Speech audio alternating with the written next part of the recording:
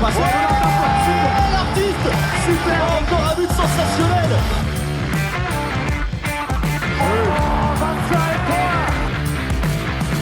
That's a brilliant bit of follow-up play by Mahe.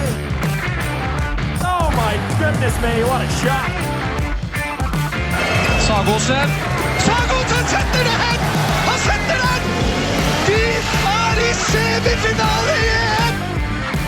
The preliminary round is over. Norway destroy Group A. Sandra Toft destroys Sweden. Christina Niagu finally shows up and breaks the Macedonian hearts. And Spain celebrate a German goal. All on the latest Uninformed Handball Hour. It's Chris O'Reilly, now in Ljubljana. Alex, still in Copenhagen. Hi, Chris. Almost in Ljubljana. Almost in Ljubljana. And Brian, far from Ljubljana, in lovely Skopje. How you doing, Brian? Yeah, still in Skopje.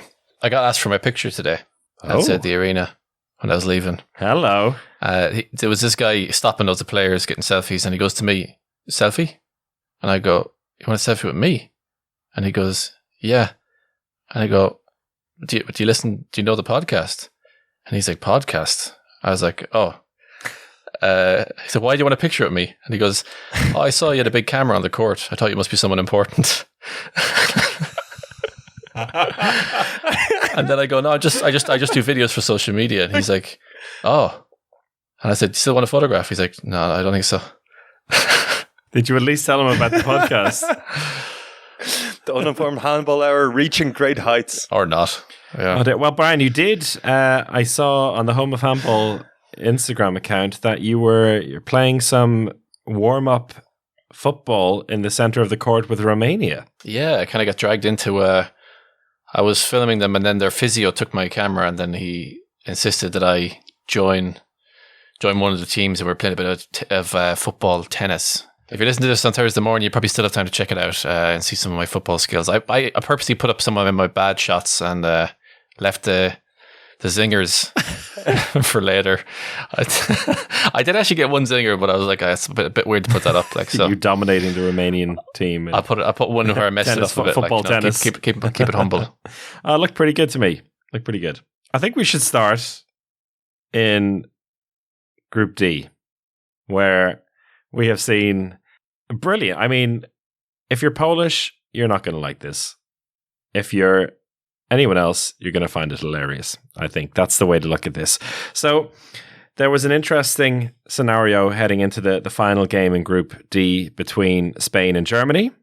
And it meant that if Spain had got a victory over Germany, we were going to have a 3-way tie. And 2 teams would go through to the main round. 1 team would be left behind. So in this case, Germany needed to lose by 2 goals or fewer. Or they could lose by 3 and score 21 goals. The score, with 1 minute left, was 23-20 to Spain. So as things stood, Germany were out of the competition. They had an attack. They took a timeout. They planned what they were going to do. And then Alina Greisels travelled, turned the ball over.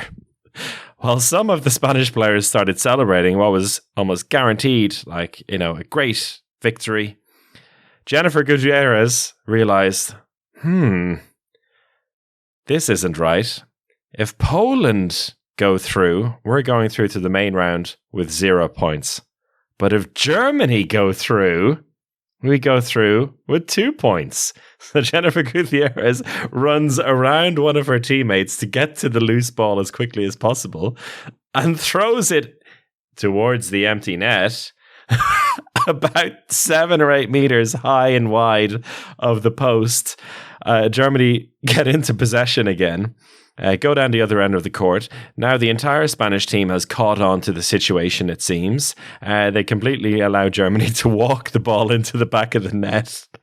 And Paula Arcos puts her hands up in celebration, going, yes! And then realizes very quickly, oh wait, I shouldn't be celebrating this, and drops her arms down into a kind of a prayer pose. Incredible. And with that, Germany go through, losing 23-21. Poland, poor Poland, left knocked out. But, folks, what goes around comes around, because in 2014 at the men's EHF Euro, Poland had a very similar situation where they had to win against Russia in the final group phase game by 2 goals in order to progress with 2 points and knock Serbia out of the competition. They won 24-22. What's good for the goose is good for the gander. I think two wrongs don't make a right. That's my saying on that one. I feel heartbroken for Poland, but also watching that, I had no idea what was going on, because in my head, I thought they needed to win by 4. That's why I was absolutely shocked when the Spanish player picked up the ball and launched it into the top of the arena above the goal. I was like, oh, I can't believe you've just taken this ridiculous full court shot. You still had time. And then kind of realized that something else is going on here. But it really, it is bad sportsmanship. Is it though? It's smart. Yeah, but if it's a choice between taking 0 points into the main round and taking 2 points into the main round, you want to progress as far as you can. I don't think it's a terrible situation, but Spain were just doing what was best for Spain. If they didn't do it, we might have been saying, oh, why didn't you do that? I mean, you could have just let in an easy goal. And they probably would have been planning on doing it anyway, but then Germany had to go and give the ball away. So they had to give it back. Yeah, I think it's because it was so obvious at the end. It was because it was so obvious that it felt, if Germany just played their normal attack and scored, I don't think anyone would notice. But the fact that it was so obvious that the Spanish player launched it away, and then the defenders parted like the Red Sea as Xenia Smits got the ball. And it was really funny because Germany were about to go into a movement and start like doing something fancy in attack. And then even though the defense was parting, they made it 3 extra passes before actually going like, oh, actually, yeah, we can go through here. And it must be so weird for Germany as well. They were really disappointed. I don't think they even realized that they were through until later. They probably thought they got knocked out despite that consolation goal in the last second. And they probably clicked for them that they got through. So really, really lucky for Germany. The luckiest. Luckiest you can get, really, and heartbroken for Poland, who are very good. They put up a good fight against Montenegro, but it was the Jovanka Radicevic show. 12 goals from 13, bowing out in the Maracha Hall in style, and Montenegro go marching on towards Skopje, and I bet you're looking forward to that, Brian. Yeah, I'm hopefully looking forward to a bit of that atmosphere, because the atmosphere has been okay here as well, but I think hopefully with some Montenegro fans in town, it should amp it up a bit, because I think they had hands down the best atmosphere of all the venues. I'm not sure what it was like in Ljubljana, but I don't think it was anywhere close to as crazy of the scenes we saw in Podgorica. So I'm hoping for a bit of that, and yeah, I think that's I don't know, probably the highlight story so far, maybe of the tournament, that she's played so well, and then that Montenegro also have played so well. And 12 goals in your last home game is just bonkers. Yeah, and it's kind of Kobe Bryant stuff. It was really funny. She only missed 1 shot, and that was when she got really cocky halfway into the game, or actually 15 minutes into the game, with 5 goals from 5 shots. She had a 7-meter penalty and did the most terrible lob shot from the 7-meter mark, which went over. But that was the only shot she missed. She scored 3 lobs from the wing, a couple of empty net goals, and I think the whole arena was bouncing with her. She was reacting to every goal like she'd scored in the World Cup final. It was just huge passion. The whole arena was with her for every goal, and then the tears at the end, because I think she tried to keep it together. She was really strong, and at the end, even when the Montenegrin team came up to her and started like picking her up and everything, she was holding it together. But eventually, she just broke, and the tears came out, and the support got louder. I'd say it was louder than the 122 decibels that we heard a couple of days ago. It was amazing. And then they all left. All of the fans left. as they do in this part of the world, it seems. Yeah, I still don't understand that. Anyway, we may as well say in what happened tonight and in Brian's hometown of Skopje. Christina Niago, Brian, she turned up and dragged Romania kicking and screaming into the main round with 10 goals from 14. It was close at half-time. They won pretty comfortably with 31-23 in the end, but 13-12 at half-time against North Macedonia. I mean, we talked about how nervy they'd probably be. Were they actually that nervy, it seemed to you?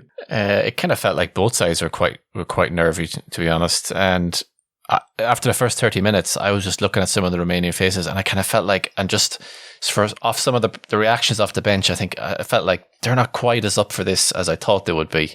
But when they came out in the second half, then I think Macedonia had a good about 40 minutes, and then it was Christina then running the show, and Romania really started to take over.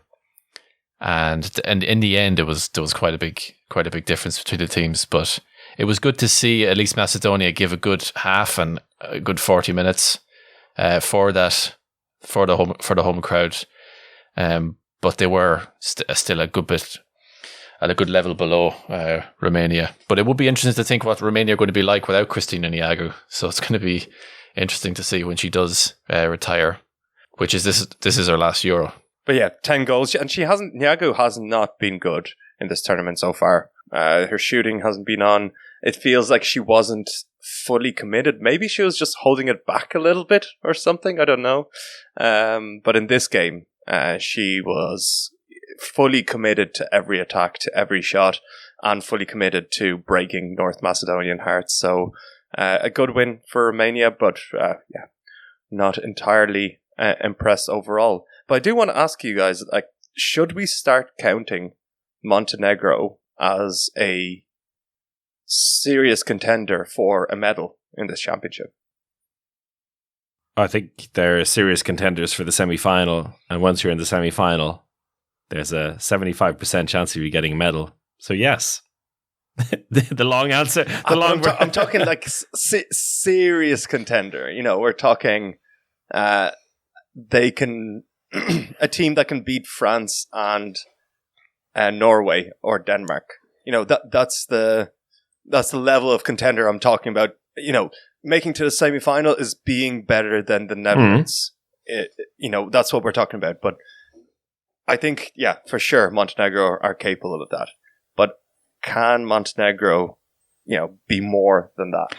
I would say yes. If they get to a final weekend, this is really looking forward now. But if they get to a final weekend, they have a chance of winning one of two matches. That's all you need to do. On a given day, Montenegro could beat a team like Denmark or a team like Sweden and get a medal. So, but still not France or no. They don't need to. They don't need to. They could lose to France to finish second in the group, then lose the semi-final to the main round group, lose to Norway in the semi-final, and then win the bronze medal match. Stop being so mathematical about it, Chris. I don't know why you're seeing a problem with this. All they have to do is beat one of those teams, and they have to beat the Netherlands, probably. I think that's going to be the key showdown there. It doesn't seem so far-fetched after all, does it? No, I think your answer was just a bit too clinical for what he wanted. He wanted some blood and guts kind of thing. Well, no, but that's where they could beat a team like Denmark or Sweden on a given day with blood and guts, like being this severe pain in the arses that they know they are and that everyone else knows they are. I think that they can have that effect on teams in the same way that Croatia did against Denmark in the bronze medal 2 years ago, and how Montenegro always seemed to beat Sweden. It's because of that. So, yeah, I see there's a pathway. Why are you so surprised by that? I'm not surprised. I'm surprised generally with Montenegro in this tournament so far. I wasn't expecting them to be as good. I think they're the big story of the tournament so far. I think the Montenegro, the country, is the big story of the tournament so far. It's been a pleasure watching them. I do want to see how they will do outside of their home arena, pretty much. I think that will impact them. And there's also this weird feeling of, it felt like the end of a season after the game this evening. They were all getting together, they're celebrating, it was this kind of end of an era feeling, even though they're right in the crux in the middle of the tournament. So, yeah. I think they're good at that though, because with Jovanka, it's like surely all this outpouring of emotion has like a negative effect on you as a player, but she always says, no, I need that in order to be the player I am. So I think they get back up for it pretty well. And I think Skopje will become a home venue for Montenegro all over again. I could think about Radicevic and her impact on Vardar, for example, and those Montenegrin fans there's going to be a fair amount of traveling fans. There has to be. If there's not, I'll be really disappointed. I think they will travel. What is, let's see, Podgorica. I was just looking at to 5.5 hour drive. Skopje to Podgorica. That's not so bad. Not bad. Yeah, that's handy. Yeah. Up and back in the same day. Let's stay for the whole week. Why not? we're still in group halfway through Group C. Before we talk about France Netherlands, which I thought would be the highlight of this podcast, but there's a lot of other good highlights. Shall we go into the chat you had with the players, Brian, and then talk about the game? After the France Netherlands game, I was in the mix zone after the game, and I had a very quick word with Estelle and Minko, also with Nikita van der Vliet from the Netherlands. So talk to me about the first half. Yeah. What were your impressions there? Or what were you saying at halftime in the dressing room? Yeah, my impression was that we had a lot of opportunities, but their goalkeeper was on fire in the first half. So, yeah, we had a lot of good opportunities to score. Our system were working. I felt we were good in defense as well. I felt that at the beginning we were really in control of the game, but somehow we didn't manage to score. So suddenly the confidence changed sides somehow. Like I felt that they gained more confidence and we were a little like, wow, okay, what's happening here? But still we were leading at halftime. So, and after we were leading, basically the whole game, right? With at least one. Yeah. It kind of felt from the outside like you were both taking 5 minutes on, 5 minutes off, and it was kind of going over and back like that. Yeah, maybe it felt like this. Actually, it was such a strange game. I feel like at some point in the second half we were under with two players. They were under with two players. We didn't manage to score, and then 10 minutes later, the opposite scenario. They didn't score as well. So I don't know. The rhythm was really strange, but we made it. So it's the most important. When you come up against a keeper like that who's having such a hot streak, how do you not let that get to you, or what do you do psychologically to not let that bother you? Because she was really on fire there for certain parts of that match. Yeah, she was, but actually we got affected a little. Like, of course, who wouldn't be? Of course, as a player, if we miss some goals in a row, it's not easy. But I think we managed to keep the result on our side with a good defense. I think it's been a while since Netherlands scored 24 goals, so they were more in a 34 goals average. So I think we won with defense today. If you had to give, or if you have to rate your own personal game today, where would you put it on the score chart? Average. Average. Yes, okay. I would put average. I don't know. I felt they were quite strong on me in defense. I couldn't really play my 1-against-1, and then I got twice 2 minutes. So at some point it put the team in danger a little, especially the one at the end. So I'm a little sad with that. And all the preparation you did for this game, the last day or two, did they surprise you at all with how they set up, or is that exactly what you expected from them? Actually, it was quite what we expected, but what we expected was to play against a strong team, so it was exactly what we expected. So thanks very much, and best of luck for the next games. Thank you. Thank you. So obviously not the result you wanted, No. but playing against France, this is their best start ever in a Euro. They're a very, very good French team, isn't it? Yeah, it's a really good team, and I think we still take 2 points to the next round, but I think we should be proud of ourselves that we have had such a good game against France. So. Was it what you expected coming to the? You know how France play, but did they do anything to surprise you in any way? I think we just analysed them really good, and I think we just have a really good opportunity how we should play against them, and I think that helped us today to play the game we wanted to play. Unfortunately, we didn't got the points we want, but I think we should just look forward now. And for you personally on the line, I was shooting video for the whole match. It looked like you were taking. I can show you the video I was taking here. And you were having a very tough time in there on the line. The middle block is quite. They're really else. big and they are really strong, and they kept fighting with me all the time, and I got some hits on my head sometimes. But I think we should just work hard, and as you can see, there's no space there at all, no? No, as you can see, they are just keep pushing me and hanging on me. But I think it's also working for the team because I have 2 players around me. Yeah. So there must be spaces somewhere. But even I didn't got the ball or I didn't got a shot, it doesn't matter. I think there's enough spaces for other teammates, and I think that helps us also a lot. So if you meet France again later in the tournament, what do you think are the biggest lessons you learned today? Score the big opportunities we have, the 100% chances, and some of the wing changes we missed. I think that's the most we have to focus on, that we score, because then I think we should win the game today if we had scored those chances. And next time we look to the small details, and then we will see how we end up there. Thanks very much. Yeah, you're welcome. Thank you. Bye. Thank you to Estelle and Nikita for the chat after the game. Obviously, the Dutch were hugely disappointed, but this is the best start a French team has ever had in a Euro. So it's a very, very good French side. And I was talking to Estelle there about the ebb and flow of that game. It felt like both teams were taking 5 minutes to be good, 5 minutes to be bad, 5 minutes to be good, back and forth for the whole game. And I think it was really then, I think France just had that, I don't know, that je ne sais quoi towards the end.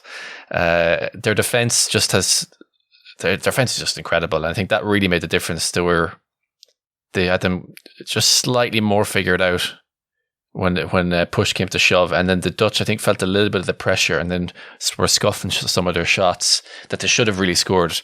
So maybe the pressure got a bit to them there. And they were massively, massively disappointed after the game, obviously. It felt like a mini final for them. But honestly, I think the Dutch did better than I expected. And I know the Dutch played really well up until this point. But just my feeling going into it, I felt France had a bit of an easier time overall in the lead up to this match. And I felt like the Dutch maybe were being a bit more tested in their 2 games before this.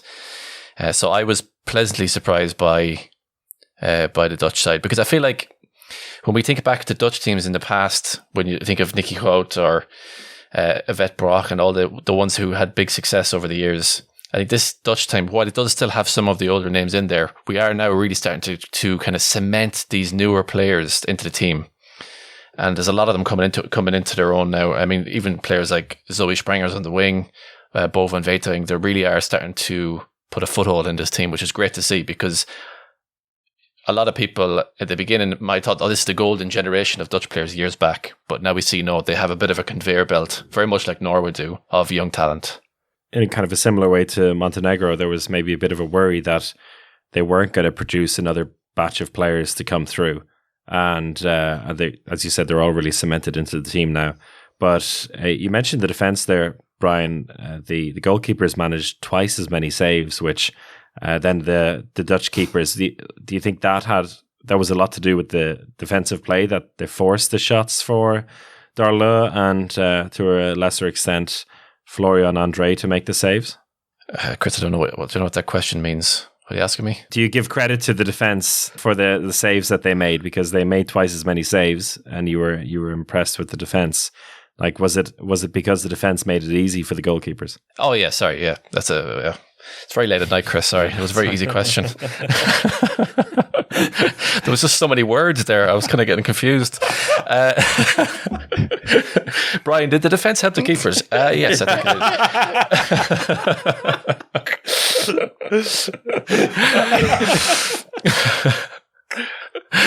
No, it'd be a very short podcast if they were the words we used. Montenegro medal? Yes. Yes.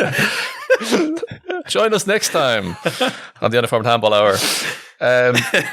No, the French defense, that middle block is so brutal, and I spent, as you heard in the interview there, I spent part of the game filming the line, so Nikita van der Vliet on the line.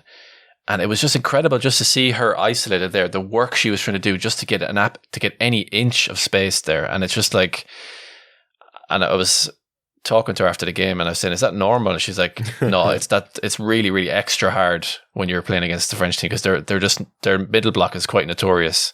And it's a rough day out for line players, especially because you're getting the brunt of it in that French defense. But that combination with a keeper like Cleopatra Darlot is just it's an incredible mix. But Yara ten Holte was also, she was on an absolute hot streak as well, so she really kept the Dutch in it for quite a long time, because there were periods as well where you felt like, the French are starting to get a foothold here, but she just pulled out these really necessary saves that kind of kept the game alive, more or less. I think quite interesting for this tight game is that there were so few 2 minutes as well, just 3 for France and 2 for the Netherlands, so pretty clean overall.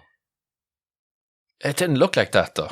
It looked, actually, I mean, from what I saw anyway, it looked like the referees were being very, very lenient, that they could have actually probably given a few more 2 minutes. There were some big hits going in. But that was also to do maybe with players like were absolutely throwing themselves into 1v1s. So maybe that's the way the referees were seeing it. But it did look like it was people all over the ground at certain points, and it was definitely a very, very physical game. But it's been a tournament for the goalkeepers this time around. There's been some pretty insane performances. As I said, Cleopatra Darlot got 13 saves against the Netherlands there. I think, especially in the first half, she kept the French ahead. But she has 47% overall in the tournament so far, which is pretty insane after 3 games. And she doesn't even have the highest saving percentage. That goes to Celia Solberg, who has a 47.8 save percentage across 3 games. So 33 saves in 3 matches. It's insane. And, Sandra Toft, we saw at one stage, I think 20 minutes into the first half against Sweden, Sandra Toft had 80% save rate. And overall on the tournament, she's a low 36.8, Tia Pijovic, your favorite, Brian, 37.1%. It's the goalkeepers have had it. And especially it seems like every first half in a tight game, there's one goalkeeper or a second goalkeeper or both goalkeepers that are shutting the teams out. And then it gets a little bit looser in the second half. But I think I've tweeted many times in this tournament of like, this goalkeeper has 10 saves at half time, and then they finish with like 13 or 14. And I think that comes down to this combination of defensive effort and goalkeepers just being there. But it's just insane performances all around. I think that leads us nicely on to the Group B yesterday, and that you mentioned Sandra Toft there. That was a fantastic defensive performance from Denmark in the first half against Sweden. Well, even at times the defense didn't look that good, but then Sandra Toft was just ridiculous. It was such an odd game. It was weird. It looked like Denmark were absolutely head and shoulders. But I was very surprised by the first, because I was watching it downstairs here in the hotel, and the French players were watching it, and Per Johannesson was there watching it as well. And obviously Per Johannesson is Swedish, so he wasn't loving the first 30 minutes. And every time he saved, he was almost standing up and almost walking away, he's like, I can't believe this, But it was just an absolute bonkers performance from her. But there was one part of the game as well where where the ball was just lying close to her, and she was ordering the defender to get the ball for her. I was like, when you're playing that well, I think you can do that, But it was 13-5 at halftime, so 5 goals for Sweden. Poor Natalie Hagman, who has been just a superstar in the tournament so far, just being completely shut down by Sandra Toft. It was she just had her on fast breaks, on wing shots, on 7-meter shots. It was Sandra Toft there. And I just have to give a huge shout out to Katrina Heimdal in the center, the line player for Denmark, the center block, who had 7 blocks in the game. That's the most I've ever seen from, I'm not sure if this is an official stat, but over the last couple of years, that's definitely the most I've seen from one player in a game, recorded blocks. Just Sweden couldn't get anywhere near, or couldn't get around her huge arms in that center block. Well, that was until they threw on a 20-year-old who had a grand total of 13 seconds of action before this game, Tira Axner. And you remember, guys, we spoke to Michaela Messing in the pre-championship podcast, and I asked about Tira Axner, and Messing was like, she's a player who can change a game. When she goes on, her job is going to be get the ball and shoot. As long as she's shooting, she's going to get to play. And what happened? She got the ball and she shot like there was no tomorrow. And holy shit. Like, it was incredible. 13 shots in one half.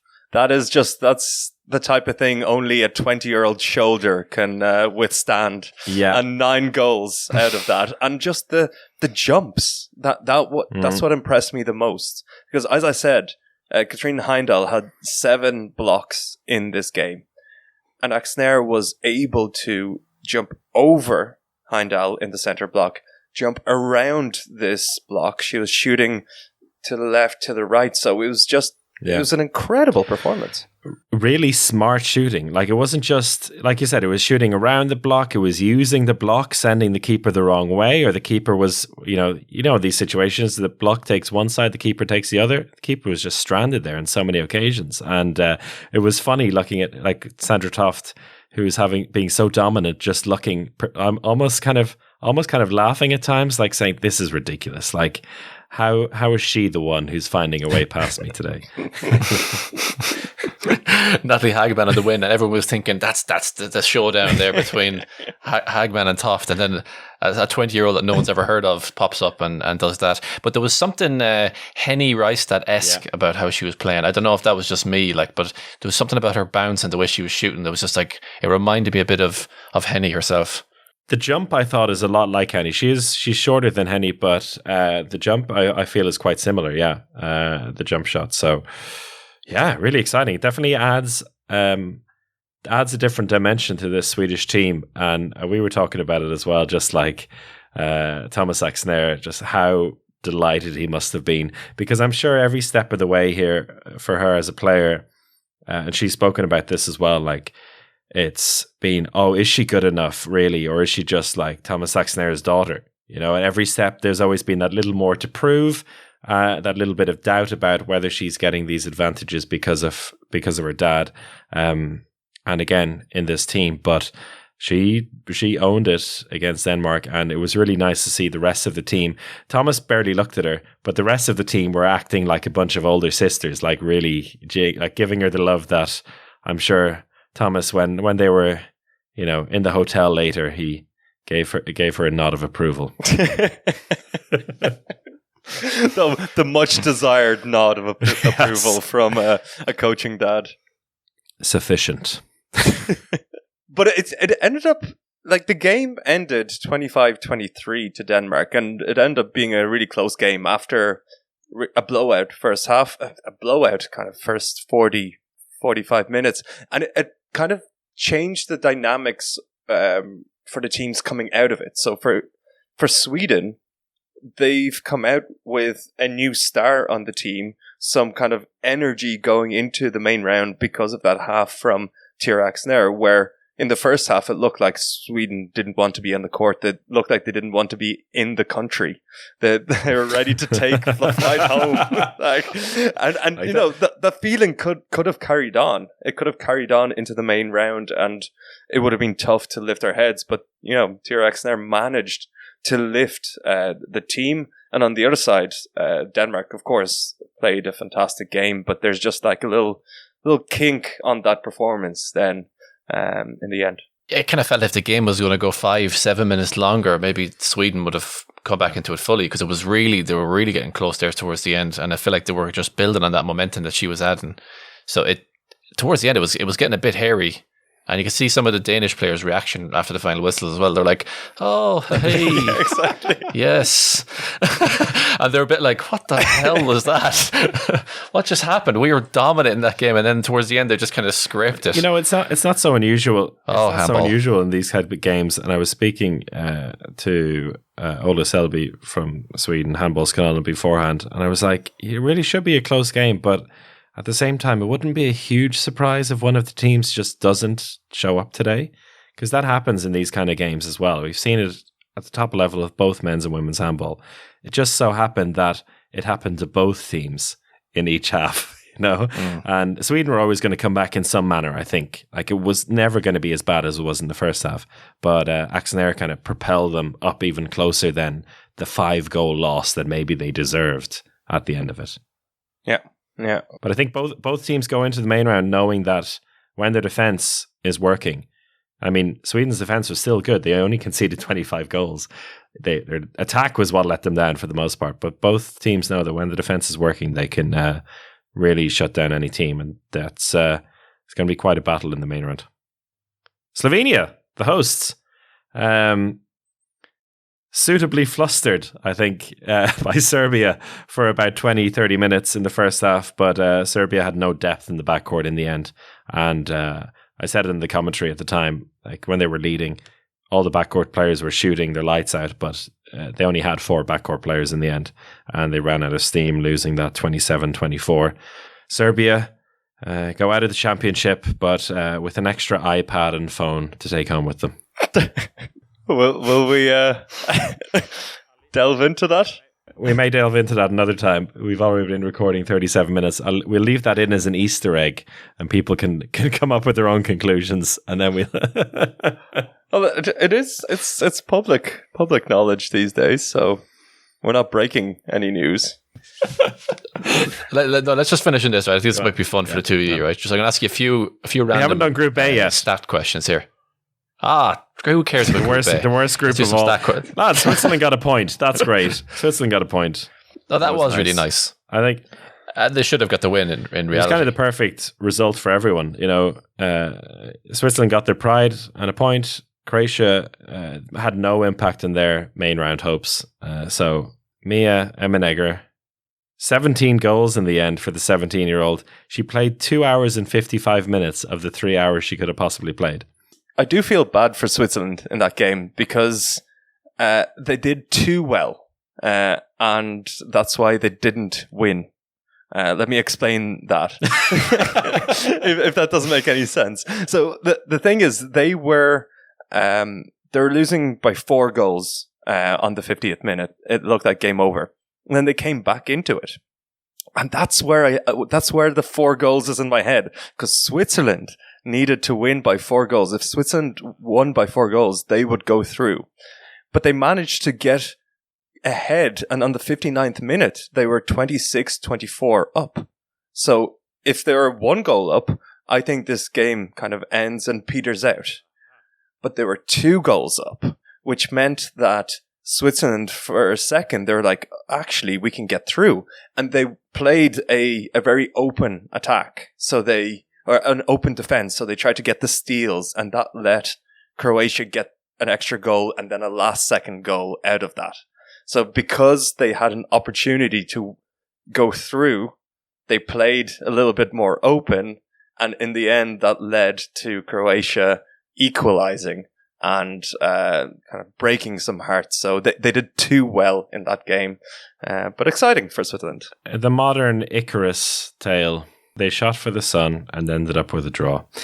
Norway were almost tested by Hungary before winning 32-22. Their squad depth, I think, not really been tested yet. I think we barely talked about Norway so far, and that's usually the case. We wait until the main round before talking about Norway, except to say they finished the preliminary round with a goal difference of plus 36. But I think with Norway... No, we're talking about Norway next week. No, but Yeah, I'll talk about Norway next week. I will say that I think Norway have a gauntlet to run out of that Group B. Oh, yeah. That they're matched up in the main round. You know, they're going to have to play Sweden, Denmark, and Slovenia. I'll throw Slovenia as a real challenge there as well, and it's not going to be easy. There's no walkovers there, so they really have a gauntlet in this main round. They're nice and rested for it, at least, so that usually helps Norway. But it's going to be pretty interesting. So Brian, come on, hit it. You were going to give us some stats. You can introduce that again. Just a bit of a fun game to finish. I guess between the two of you now, right? Which team do you think had the fastest shot, for example? If you hazard a guess. Montenegro. Alex? Slovenia. Romania. 114.98. I don't know who the player was. I'd have to go into the sheet and download it. So we'll keep it simple. If you're fans at home, you can look it up. The laziest quizmaster of all time. Yeah, exactly. Which team? Basiliu for Romania. Don't even know who she is. The team with the most assists. Don't be looking this up now. The team with the most assists, I would say, be Norway. Montenegro. Oh, Norway number 1, Montenegro number 2. That's because of Radicevic, who has been insane. Over the first 2 games, she averaged 10.5 assists a game. She's just been controlling. I think overall she had 5 in the last game. And my reasoning for Norway is what I said before. Their goal difference of plus 36. I'm just assuming they've been passing teams to death. Which team has had the most turnovers? Conceded or forced? Conceded. Germany. North Macedonia. North Macedonia. Yes. That's fair enough. Yes, Poland number 2, which is a bit surprising. Top 7 meter scorers.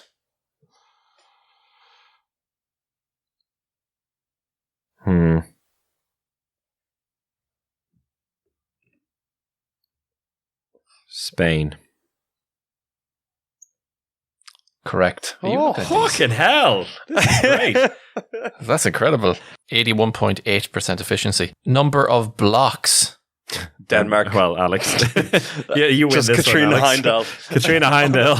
I think she probably has more blocks than about half of the teams in competition. It says here France. Oh. Okay. Oh, were they all of Denmark's blocks for the whole tournament though? Those 7. No, but I think there was about 3 or 4 more in that game as well. Maybe it was just so concentrated. Okay, fair enough. I tell you what, sorry, just looking at the official stats here, Alex, you're going to be really disappointed to see that Katrina Heindel has registered 6 blocks. So she really hasn't gotten the love that she deserves on the stats. But to be honest, the Celia the people doing the stats in Celia were not very good. I think I'm allowed to say that. They were not very good. So I think they did miss a lot of stuff. Number of goalkeeper saves. Norway. No. Norway are second. Goalkeeper saves. France. France 46. You're not going to know this one. Highest jump. A bit of a weird one to finish. Norway. Which team? This is really surprising. Oh, yeah, surprising. It's surprising. I didn't see them jumping this high at all. North Macedonia. Yeah, it says here North Macedonia 74 centimeters. I didn't see them jumping at all, really. Maybe jumping after the ball after the conceded a turnover. But anyways, we'll leave it there. It's another episode of the Uninformed Handball Hour. We'll see you today, Thursday, for a live stream. Starting at, Alex, which time? We'll have the big match predictor show. Before that, Chris will be on the Home of Handball Twitch channel from 4 p.m. Central European time for a preview show. And then me, Brian, will join for the full main round match predictor show. So literally predicting every single result in the main round. How are we doing in the league, boys? Who's top? I think Brian is still top. Oh, I think I dropped a bit. I think I'm still top in our small league, but I went from 8 overall, I think, down to like 46 then, because I only registered 15 points, I think. I went for a bit of a wild card. I went for Netherlands to win in my predictions, which has dropped me a little bit further. But no, Brian, you're winning out of the three of us. You're on 123 points after the preliminary round. And me and Chris are both on 110.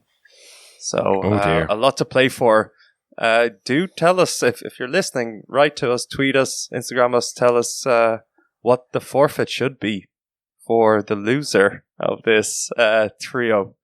Everyone, take care. Thank you for listening, and see you live on Twitch on Thursday. Goodbye.